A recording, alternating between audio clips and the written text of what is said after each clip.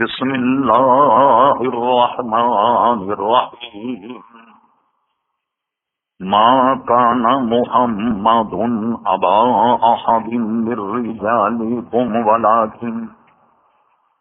ولكن رسول الله وخاتم النبيين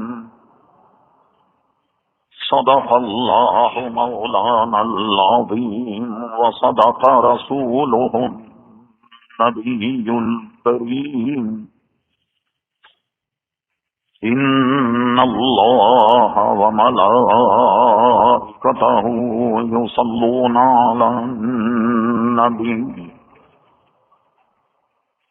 يا أيها الذين آمنوا صلوا عليه وسلموا تسليما اللهم صل على سيدنا ومولانا محمد معظم الجود والكرم وآله وبارك وسلم صلاة وسلاما عليك يا سيدي يا رسول الله. محترم حضرات، نہایتی مختصر حمد و صلات کے بعد اس فقیر حقیر نے آپ حضرات کے سامنے قرآن مجید فرقان حمید کی ایک بہت ہی مشہور اور معروف آیت مقدسہ تلاوت کرنے کا شرف حاصل کیا. قبل اس کی کہ کچھ عرض کیا جائے، اللہ تبارک و تعالی سے دعا فرمائیں کہ وہ اپنے پیارے حبیب لبیب نبی کریم رؤوف الرحیم علیہ افضل الصلاۃ والتسلیم کے صدقے تو ہے مجھے حق کہنے کی توفیق عطا فرما. ہم تمام مسلمانوں کو اللہ تبارک و تعالی حق کو سن کر حق کو قبول کرنے کی اور اس پر عمل کرنے کی توفیق عطا فرما. ہم کوشش یہ کرتے ہیں کہ تاریخی معاملات کو مہینے اور دنوں کے اعتبار سے اس میں کچھ نہ کچھ بیان کیا جائے، لوگوں کے ذہن میں وہ باتیں تازہ رہیں. یہ بھی آپ نے دیکھا ہوگا، ہم پوری کوشش کرتے ہیں کہ ایسے عنوانات زیر بحث آئیں جو اصلاحی، لیکن عقائد کی اصلاح سب سے اولین. ایسے عقائد اور نظریات جو مرکزی ہیں، جو نصوص سے ثابت، جن کو ضروریات دین کہا جاتا،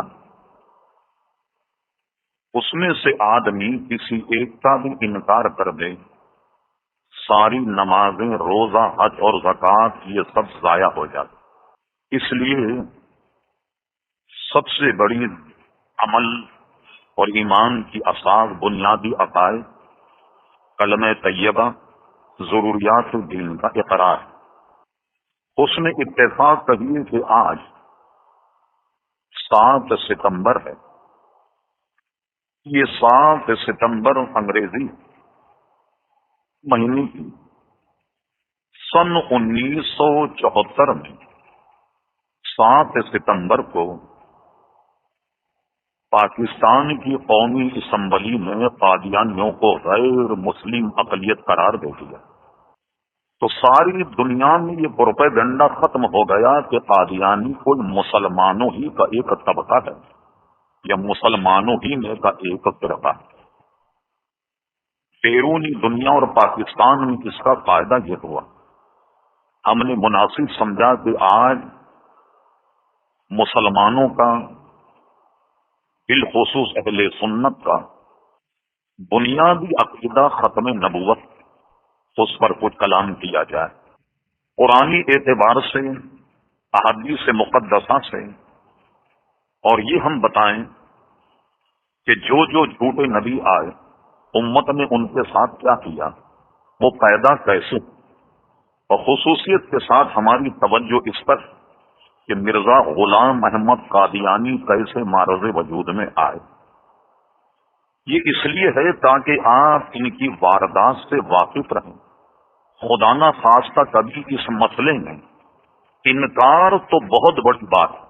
اگر کہیں عقیدے میں تردد اور شبہ بھی پیدا ہو جائے، یقین جانیے سارے اعمال ایمان سب اکارت چلا جائے گا. یہ ایسا بنیادی اور مرکزی عقیدہ ہے ختم نبوت، یعنی حضور علیہ السلام پر نبوت ختم ہو گئی. اب حضور علیہ السلام کے بعد کوئی مدعی نبوت اگر پیدا ہو تو ہر موقع پر اسے قتل کر دیا گیا، اس کے نظریات کو مانا نہیں گیا. اور مرزا غلام احمد کیسے بچ گیا؟ اس سے پہلے جتنے بھی آئے، ایک دو ایسے کیس ہیں کہ جس میں انہوں نے توبہ کر لی، چھوڑ دیے گئے. عموماً مدعی ختم نبوت جتنے تھے جھوٹے، ان سب کو قتل کر دیا گیا. اب آئیے اس مسئلے کی نوعیت قرآن مجید فرقان حمید. بعض ایسی آیت ہیں کہ جس میں صریحاً اس عقیدے کو بیان کر دیا گیا، کوئی تردد نہیں. ارشاد باری تعالیٰ ہوا جو ہم نے خطبے میں آیت پڑھی، ما کان محمد ابا احد من رجالکم ولکن رسول اللہ وخاتم النبیین. نہیں ہے محمد صلی اللہ علیہ وسلم تم مردوں میں سے کسی کے بعد، مگر وہ اللہ کے رسول ہیں اور نبوت کے خاتم، نبوت کو ختم کرنے والے. صریحاً اس میں لفظ ولاکن رسول اللہ وہ خاتم النبیین فرما دیا گیا. اب شک اور شبہ کی کوئی گنجائش نہیں رہ جاتی. قادیانیوں نے اس کے ترجمے ہیر پھیر کی. خاتم النبیین ہے، خاتم اگر ہوتا تو کوئی معنی ہوتا. یہاں تو لفظ خاتم ہے، لیکن آپ کے ذہن میں رہے حضرت عبداللہ ابن عباس جو صحابی رسول سینکڑوں صحابہ کرام کے استاد ہیں، ان کی دونوں قرات، تو اس کو خاتم بھی پڑھا جا سکتا ہے اور خاتم بھی پڑھا جا سکتا ہے. خاتم اور خاتم ہونے میں کوئی فرق نہیں، اس سے بھی قادیانیوں کو کوئی فائدہ نہیں پہنچے. تو حضور علیہ السلام نبوت کے ختم کرنے والے. یہ جو فرمایا ما کان محمد ابا احد من رجالکم، کہ تم مردوں میں سے کسی کے باپ نہیں. ایک تو اس کا معنی یہ ہے کہ حضور علیہ السلام کی چونکہ نرینہ اولاد نہ تھی، حضور علیہ السلام مردوں میں سے کسی کے والد نہیں. لیکن علماء نے لکھا مگر وہ روحانی طور پر ساری امت کے بعد، جیسا کہ حضور علیہ السلام کی تمام ازواج جو ہیں امہات المومنین، مومنین کی مائیں، اسی طرح نبی کریم صلی اللہ علیہ وسلم روحانی سارے مسلمانوں کے عزیزان گرامی بات اور اللہ کے رسول اور نبوت کے خاتم. ایک آیت ہم ایسی آیتوں کی نشاندہی کریں جو آپ کی زبان پر ہوں یاد.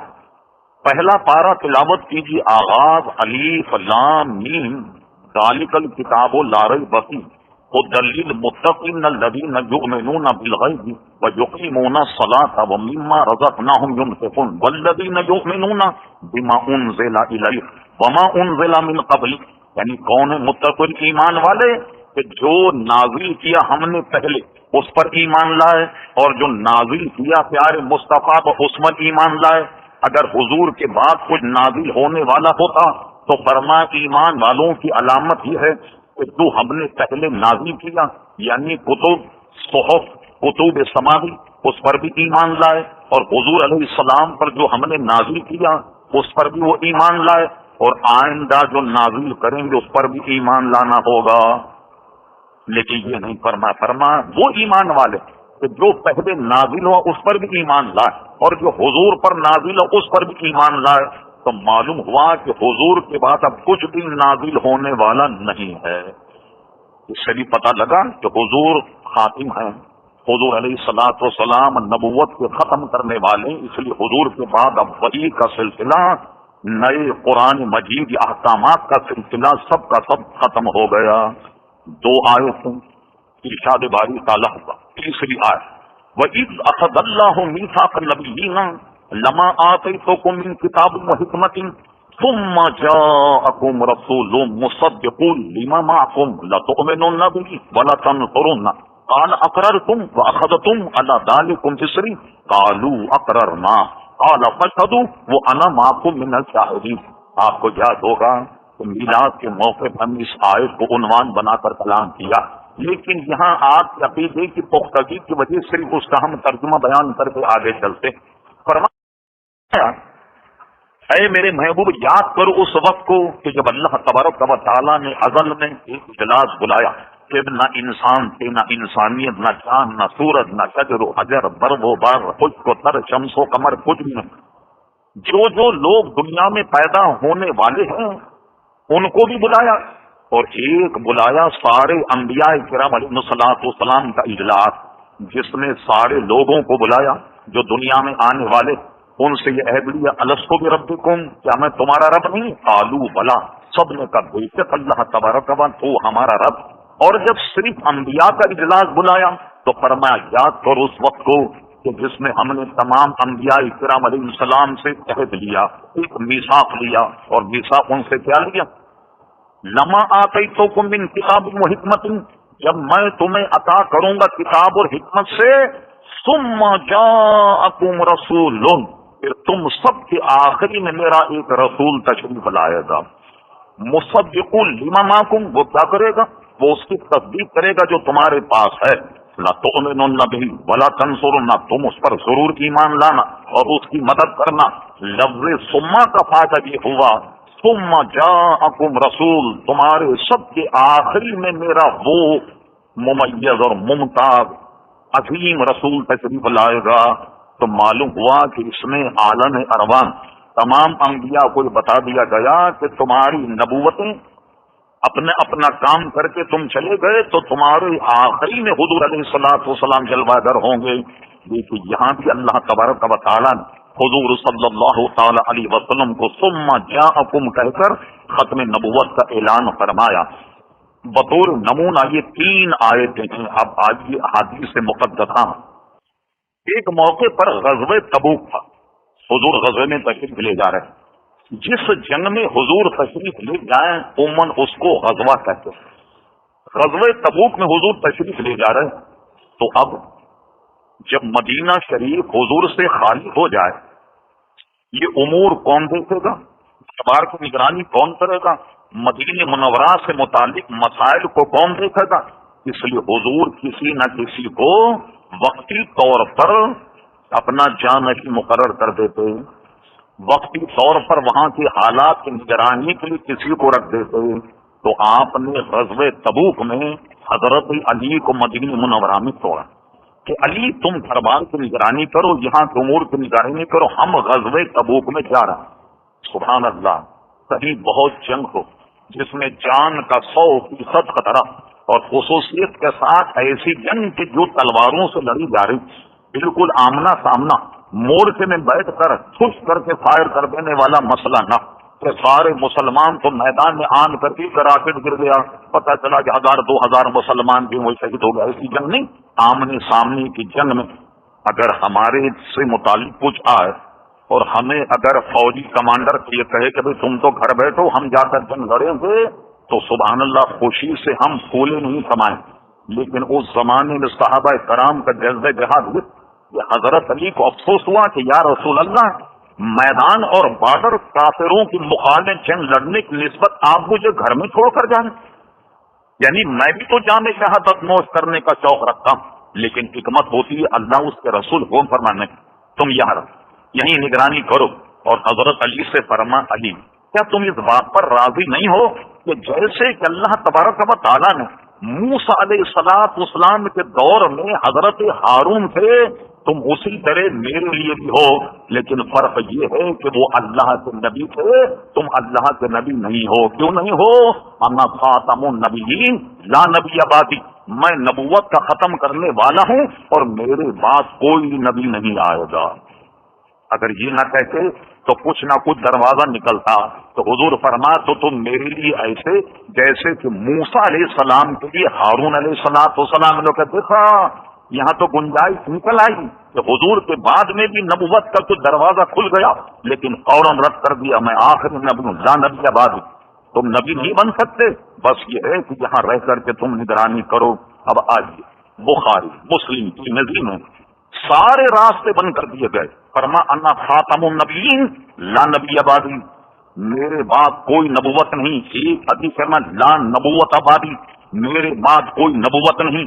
ایک حدیث فرما لیس نبی آبادی، میرے بعد کوئی نبی نہیں.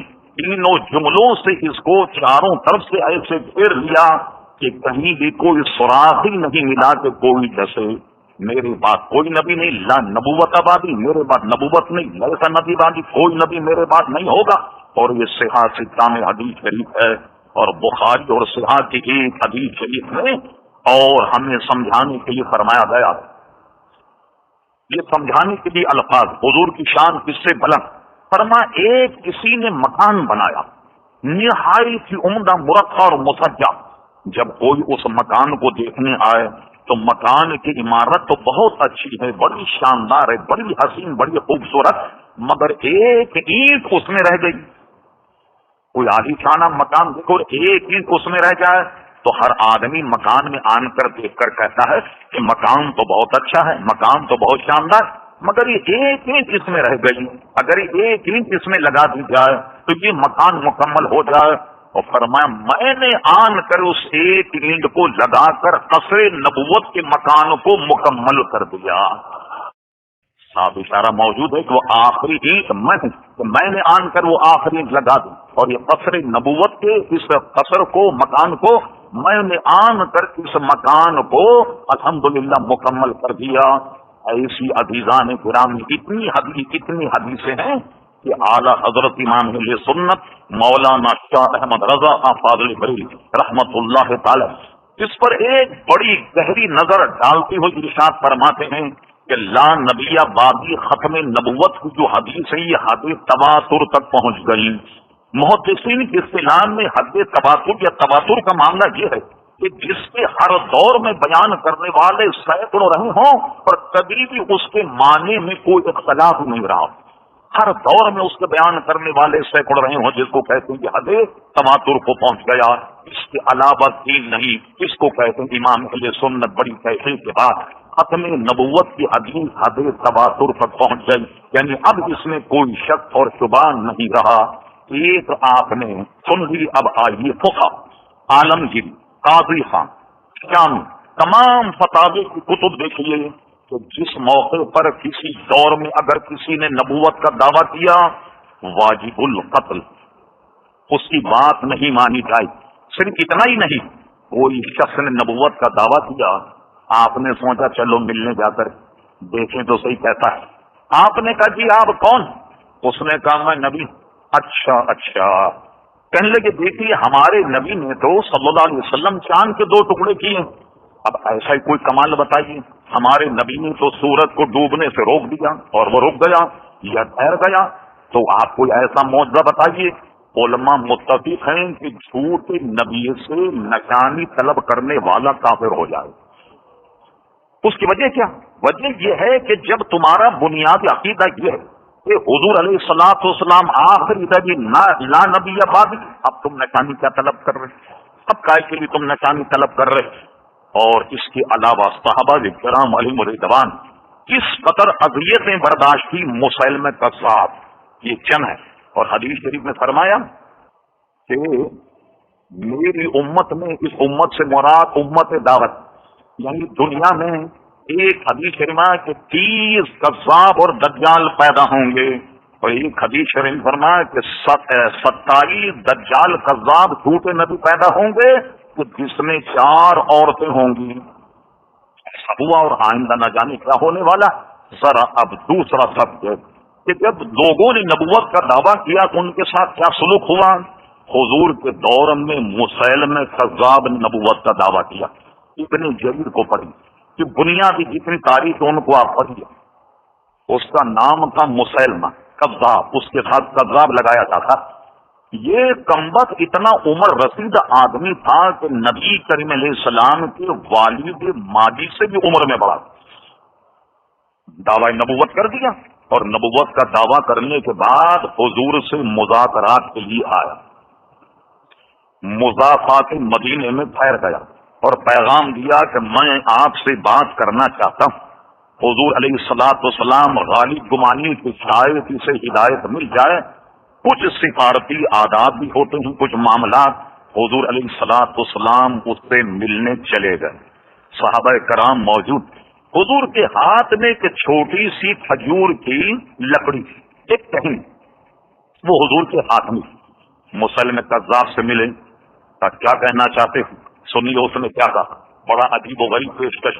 کہنے لگے اے محمد صلی اللہ علیہ وسلم، ہم دونوں یہ طے کر لیں کہ جب تک آپ زندہ ہیں آپ اللہ کے نبی ہیں، اور جب آپ کا وصال ہو جائے تو کچھ مجھے میرے لیے وصیت لکھ دیں گے، پھر میں نبی بن جاؤں، میری نبوت چلنے لگ جائے۔ حضور علیہ الصلوۃ والسلام نے فرمایا اچھا ایک بات تو تمہاری یہ ہوئی، دوسرا کیا معاملہ ہے؟ سنیے دوسری کیا پیشکش کی اس نے۔ کہنے لگے چلیے اگر آپ ایسا نہیں کرتے تو آپ ایسا کریں کہ شہر کا نبی آپ بن جائیں، دیہات کا نبی میں بن جاؤں، جتنے دیہات ہیں وہ میرے حوالے کر دیں، جتنے شہر ہیں اس کے نبی آپ بن جائیں۔ حضور نے فرمایا کہ سفارتی آداب اگر ملوث نہ ہوتے تو میں تجھے قتل کرا دیتا۔ فرما سن، کھجور کی ٹہنی کو ہلاتے ہوئے کہا کسی معاہدے کے عوض میں تم مجھ سے نبوت لینا چاہتا؟ قسم خدا کی میں کسی معاہدے کے عوض میں تجھے یہ کھجور کی چھڑی دینے کے لیے تیار ہوں، ذرہ برابر گچک۔ حضور علیہ الصلوۃ والسلام کے موقع بھی یہ نہیں کہ میں تجھے کھجور کی ایک سوکھ کی چھڑی بھی نہیں دینا چاہتا کسی معاہدے۔ اور اس کے بعد کیا ہوا، یہ چلا گیا، جانے کے بعد یہ زندہ رہا، حضور کا وصال ہو گیا۔ اب حضور کے وصال کے بعد عزیزان گرامی تین معاملات اتنے اہم ہوئے کہ جنہیں حضرت صدیق اکبر رضی اللہ عنہ جس سے نبرد آزما ہوئے۔ اور فرمائی حضور کا وصال ہو گیا، بہت بڑا لشکر جہاد پر حضور علیہ السلام نے روانہ کر دیا۔ حضرت اسامہ ابن زید کی میت یہ ابھی مضافات مدینہ میں تھا کہ اچانک خبر آئی کہ نبی کریم علیہ السلام کا وصال ہو گیا۔ یہ حضرات لوٹ کر کے آئے۔ حضور کے وصال کے بعد بڑے عقلمند لوگ تھے جنہوں نے مشورہ دیا، کہا یا ابا بکر دیکھیے حضور کا ہو گیا وصال، چاروں طرف سے کتنے بارش کی طرح برسے اور اس میں بڑے نوجوان لڑاکا لوگ ہیں، خدا کے لیے اس لشکر کو آپ روک لیں کہ کوئی بھی خطرہ اگر مدینہ منورہ میں آئے تو اس سے مقابلہ کیا جائے۔ مگر صدیق اکبر استقامت کا ایسا پہاڑ، پر میں قسم خدا کی میرا کچھ ہو جائے مگر جس لشکر کو پیارے مصطفیٰ نے روانہ کیا وہ اپنی مہم پر جائے، کبھی اسے میں نہیں روکوں گا چاہے کچھ ہو جائے۔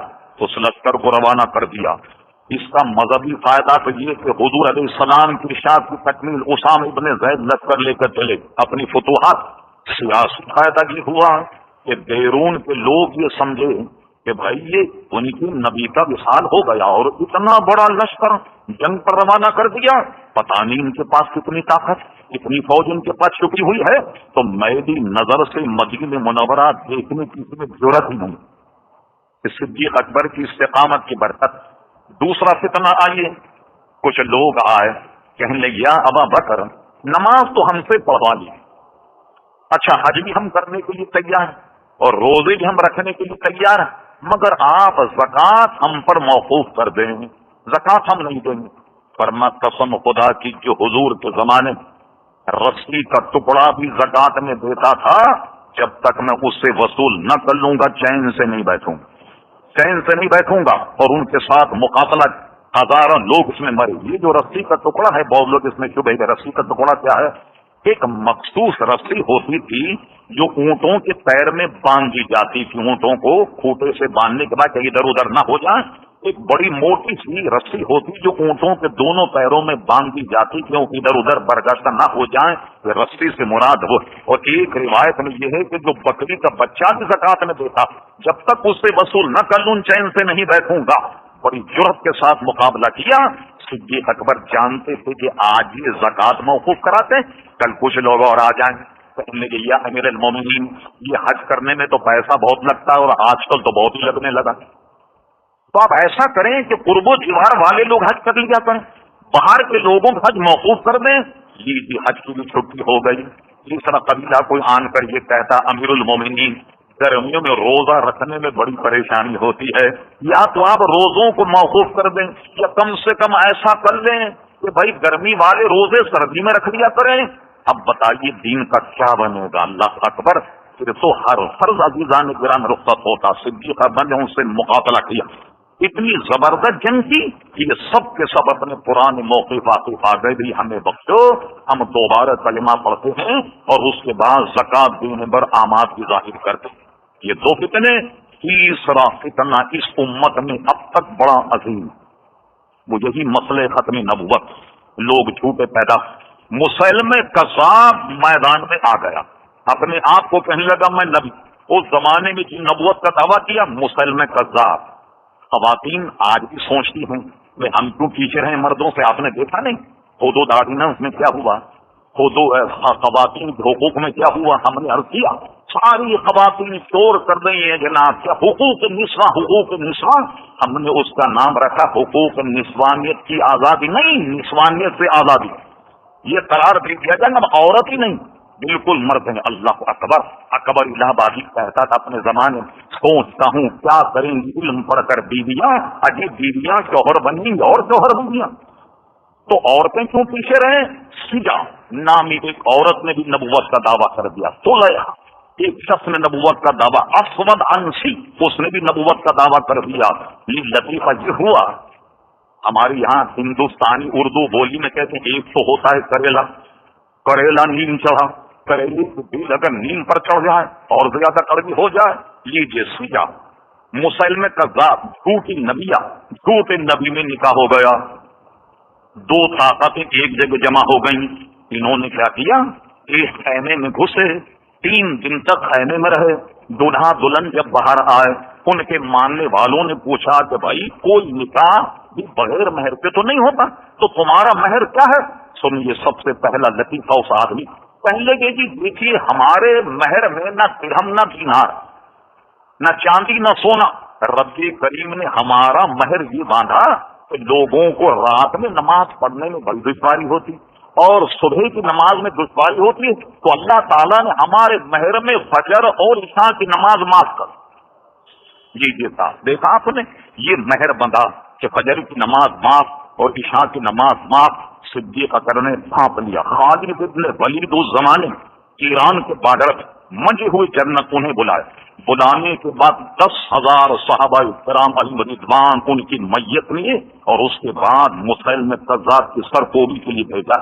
یقین جانیے وہ آدمی جس میں ایمان کی کوئی حرارت اگر زندہ، اگر اس کی تفصیل آپ ہماری بنیادی تاریخ کی کتابوں میں پڑھ لیں، آدمی کے روم پہ کھڑے ہو جائیں کہ مولا اس کا 1,00,000 کا لشکر، مسلمانوں سے زیادہ ہتھیار، مسلمان 10,000، اگر یہ 10,000 مسلمان مسلمہ کذاب سے جنگ ہار جاتے تو نتیجہ یہ ہوتا لاہور کا نبی الگ ہوتا، کراچی کا الگ ہوتا، ملتان کا الگ ہوتا، فیصلہ آباد کا الگ، کوئی عجب نہیں کہ گاندھی کا الگ ہوتا، کورنجی کا الگ ہوتا، لیاقت آباد کا الگ ہوتا، میٹھا در کا اور کھارا در کا اور، یہ تو ہر پتھر اٹھا تو جھوٹا نبی نظر آنے لگتا۔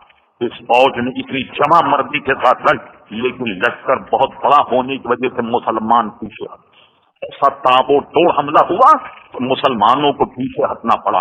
بلکہ ایک روایت تو یہ ہے کہ مسلمہ کذاب کی فوج خواتین جو لوگوں کی مرم پٹی پانی کھانے کا کام کر ان کے کیمپوں تک پہنچ گئے، اگر وہ چاہتے تو تمام خواتین کو قتل کر دیتے، مگر کیا سمجھ میں آئی اللہ کی منشا، انہوں نے نہیں، ہمیں عورتوں سے نہیں لڑنا، ہماری لڑائی تو مردوں سے۔ مسلمانوں کو پیچھے سے دھکا دے کے خود اندر آ گئے، یہ پوری باؤنڈری وال تھی جس کو فصیل میں اس کے سارے ماننے والے موجود، انہوں نے اندر سے پھانٹک بند کر دیا، نہ گولا نہ بارود نہ کوئی ایسا ہتھیار کہ جس سے پھانٹک کو توڑا جائے، کیا دیا جائے، کس طرح لڑا جائے، مسلمان باہر۔ سبحان اللہ، حضرت عمر فاروق کے سگے بھائی حضرت زید بن خطاب انہوں نے فوج کو یہ مشورہ دیا کہ تم ایسا کرو کہ جس کو ہم کہتے ہیں ڈنڈا ڈولی، سمجھتے ہیں کوئی بچے شرارت کر کے ڈنڈا ڈولی کر کر کے لاؤ، 4 بچے پکڑ کر کے لا، کہنے لگے ایسے مضبوط آدمی ڈنڈا ڈولی کر کے مجھے پکڑے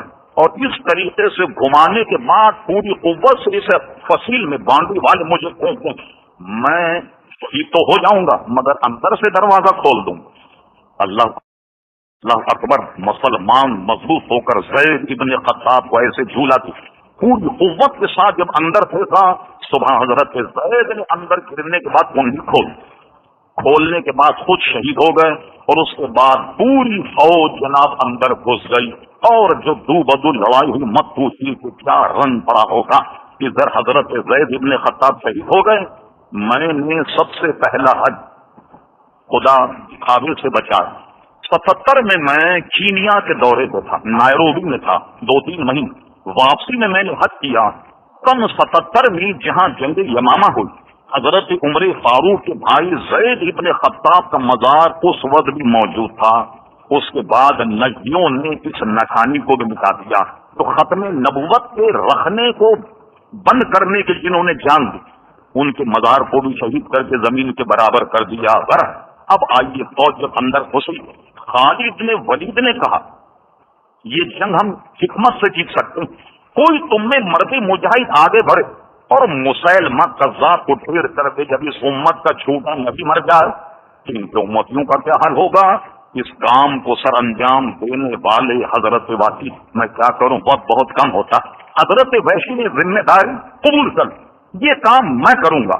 جب مسلمان کو جو بھاری بھرکم نظر آئے، مسلمہ کذاب کے ماننے والے جھوٹے نبی کے پاس آئے، آن کر کا خدا سے باتیں تو کر، کچھ یہ تو غالی باتیں نظر آ رہے ہیں، کوئی نئی تازی کوئی وہی لا، تاکہ یہ معاملہ جو ہے وہ کسی طرح ٹھکانے لم تو دادا لگ رہا کہ مر جائیں۔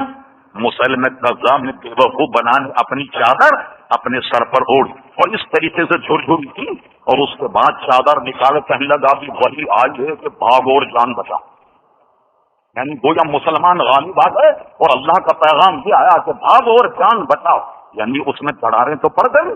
حضرت وحشی فوج کے دل میں گھس گئے۔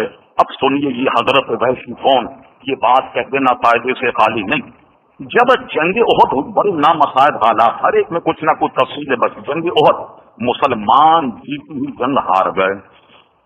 یہ حضرت وحشی وہ تھے کہ جب اسلام نہیں لائے تو یہ حضرت حمزہ کے خاطر حضور کے سگے چچا حضرت حمزہ کو قتل کرنے والے حضرت وحشی نے قتل کیا، اور ہندا جو تھی یہ سب بعد میں مسلمان۔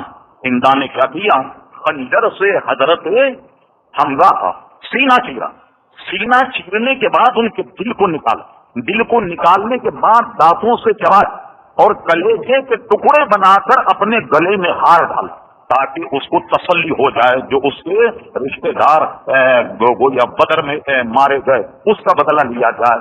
لیکن وہ کلیجے کو دل کو کھا نہیں سکی، نگل نہیں سکی، اور اس کے بعد یہ ظلم حضرت حمزہ پر ہوا۔ حضور علیہ الصلوۃ والسلام راوی کرتے ہم نے کسی کے انتقال پر حضور کو اتنا گریا، اتنا روتے نہیں دیکھا کہ جتنا حضرت حمزہ پر حضور سارو قطار رو رہا۔ اس کے بعد کیا ہوا، غربت کا عالم دیکھی۔ آج اللہ نے ہمیں ہر نعمت عطا کی، کون سی نعمت جو ہمیں عطا نہ، اس وقت غربت کا عالم یہ تھا۔ حضرت حمزہ کو جب مزار میں اتارا، قبر میں اتارا، تو جو کفن ڈالا گیا وہ اتنا چھوٹا تھا کہ سر اگر ڈھکا جاتا تو پیر کھل جاتے، پیروں کو ڈھکا جاتا تو سر کھل جاتا۔ صحابہ نے حضور سے پوچھا اب کیا کیا جائے؟ حضور نے فرمایا ایسا کرو، اس کفن کے ٹکڑے حضرت حمزہ کا سر ڈھانک دو اور پیروں پر گھاس ڈال دو، پیروں پر گھاس ڈال دو۔ یہ غربت کا عالم تھا عزیزان گرامی۔ اس کے بعد کیا ہوا، جب اسلام آیا، حضرت وحشی حضور کی بارگاہ میں آئے، اپنا تعارف نہیں کرایا، سنا ہے کہ آپ سب کو معاف کر رہے ہیں؟ فرمایا ہم معاف کر رہا ہوں۔ فرمایا اگر وحشی جو آپ کے چچا کا ساتھی اگر وہ توبہ کر لے، وہ اسلام میں آ جائے، کیا اسے بھی معاف کر دیں؟ کہا ہاں میں اسے بھی معاف کر دوں گا۔ اس نے کہا میں ہوں وحشی، آپ کے چچا کا ساتھی، میں کلمہ پڑھتا ہوں۔ حضور نے کلمہ پڑھوایا، اسلام قبول کیا۔ فرمایا جاؤ تمہیں بھی معاف کر دیا، مگر ایک بات کا خیال رکھنا کہ کبھی بھی تم ہمارے سامنے مت آنا کہ ہمارا غم ہمیں تازہ ہو جائے، سامنے مت آنا۔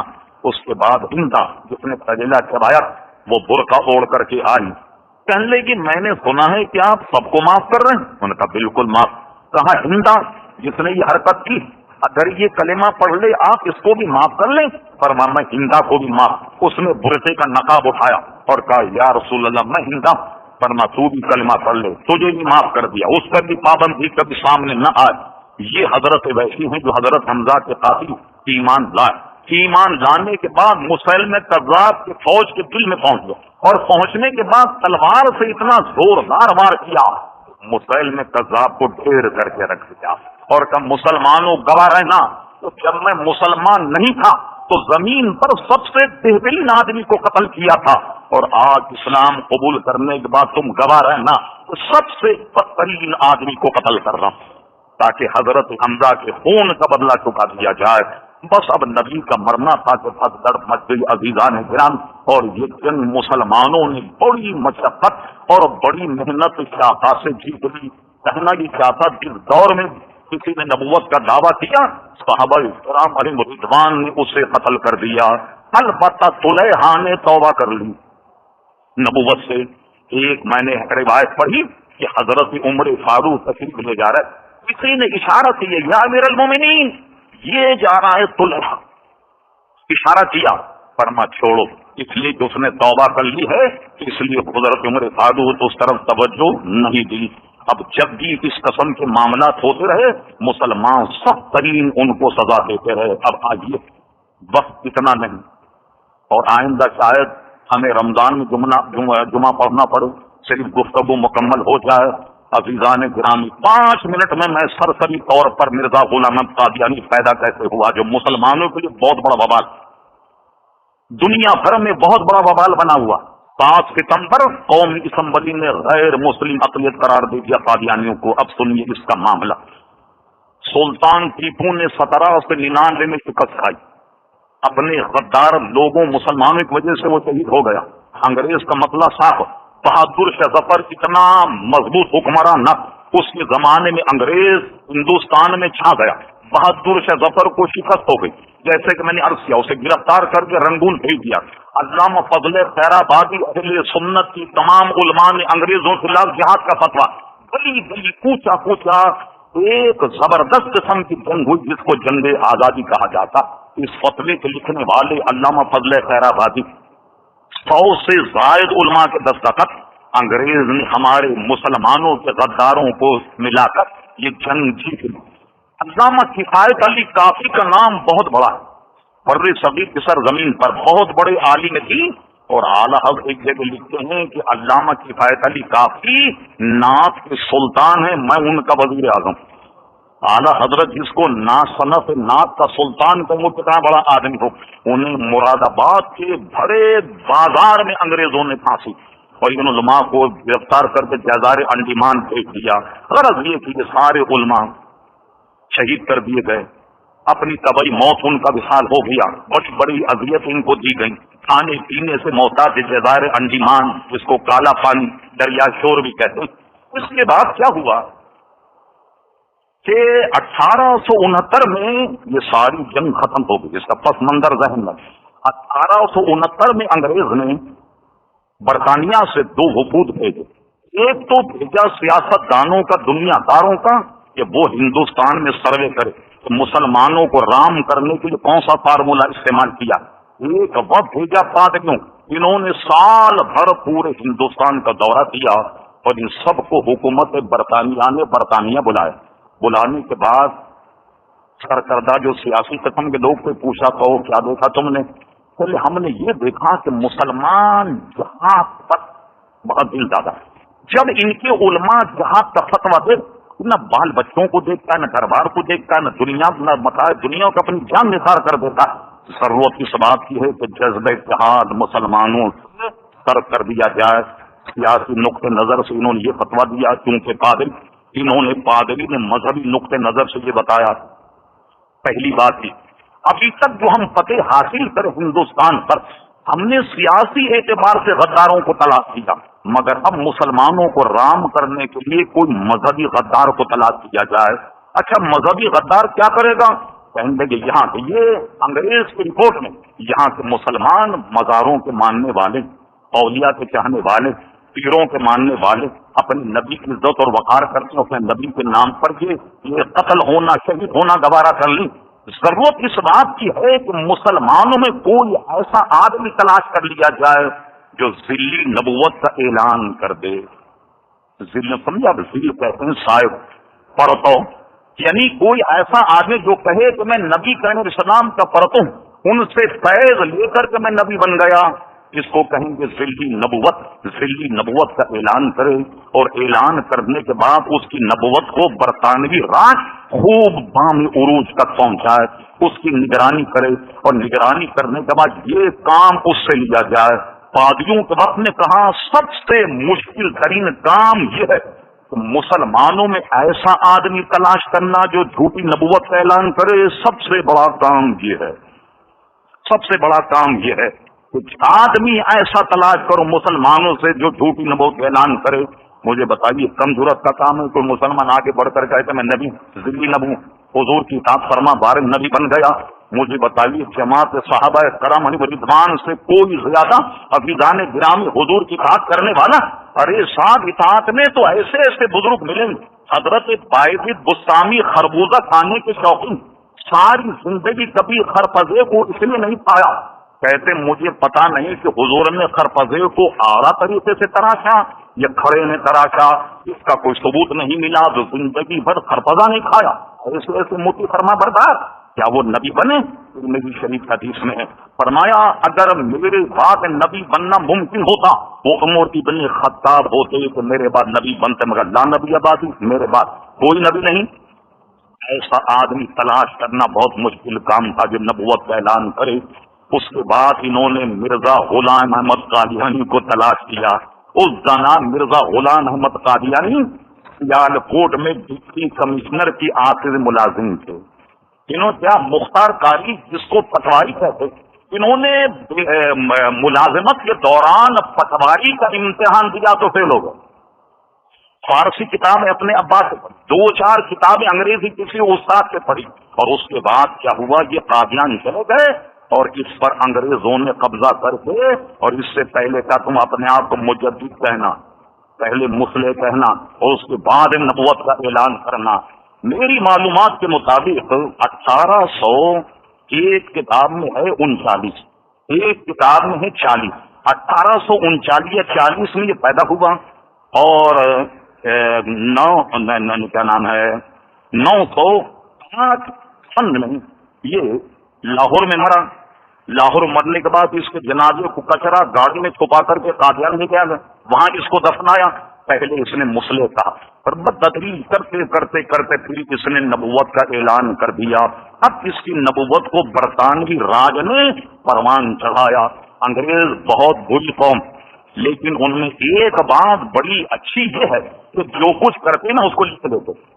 مرزا کیسے نبی بنا، کیسے ہم نے اسے پروان چڑھایا، اس طریقے سے مسلمانوں کو رام کرنے کے لیے وفود ہندوستان بھیجے۔ سن 1870 میں برطانیہ میں کانفرنس کر کے تجویز لی کہ مسلمان کو، یہ ساری لکھی ریکارڈ یہ برطانوی سفارت خانہ یہاں چلے جائیے، برطانوی لائبریری میں چلے جائیے، the arrival of British umpire in India, یہ مطبوع رپورٹ ہے، برطانوی لائبریری میں پڑھ لیجیے گا کہ وہ نبی کیسے بنا، کیسے فرمان چڑھا، کیا ہوا، اور اس کے بعد میں ایک عظیم اتنا عزیزان گرامی دنیا میں برپا ہوا، اور ساری دنیا میں انگریزوں کی مدد بڑے بڑے سینٹر بنا لیے جس کی شامت آتی ان کا شکار ہو جاتا۔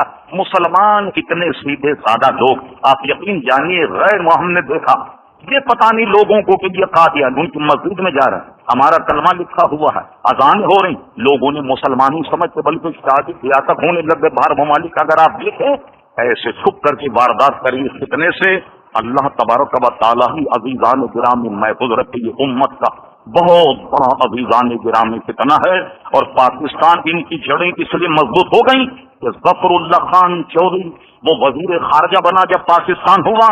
آرام باغ 28 مئی 1952 آرام باغ میں قادیوں نے بہت بڑا جلسہ کیا، جہاں پر چودھری ظفر اللہ نے مسلمانوں کے خلاف بڑا زہر اگلا اور مرزا غلام احمد قادیانیوں کو نبوت کا اعلان کیا۔ مسلمان منتقل ہوئے، پولیس نے آنسو بھیج کر خواجہ ناظم الدین کا دور، اس میں بھی سینکڑوں آدمی مجروح ہوئے، اور اس کے بعد تحریک چلی، تحریک پاکی جذب، تحریک ختم نبوت سن 1953 کی تحریک۔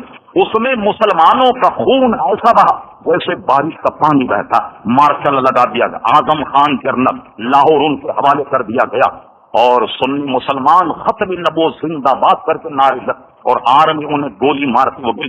پورے لاہور میں جلوس پر جب فائرنگ کی صرف وہ لوگ زندہ بچے جو لاٹوں کے نیچے دب گئے.